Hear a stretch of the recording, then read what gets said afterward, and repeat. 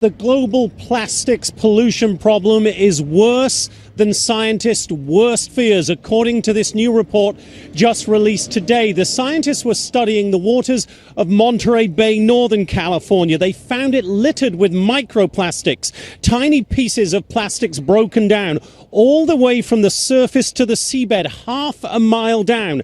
And they found definitive evidence that small sea creatures are ingesting those plastics. They then get eaten by large fish such as tuna, and those tuna are among the fish we end up eating. Listen here. That is definitely a wake-up call to us that we've known that plastic pollution is a global problem in our oceans. We didn't know it was as bad as it is.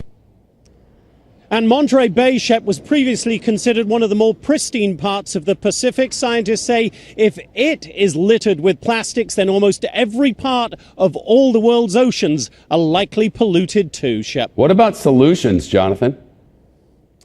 Well, on a micro level, it's as easy as every one of us individuals stopping single-use plastics use, such as water bottles. On a macro level, it's going to take an extraordinary partnership between scientists, between government and corporations. But Dr. Van Houten says it can be done. Listen again.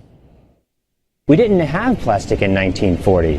We didn't have a need for it in 1940. Certainly we can figure out how to get back to a place where we're not using so many of these things and discarding them and polluting our environment.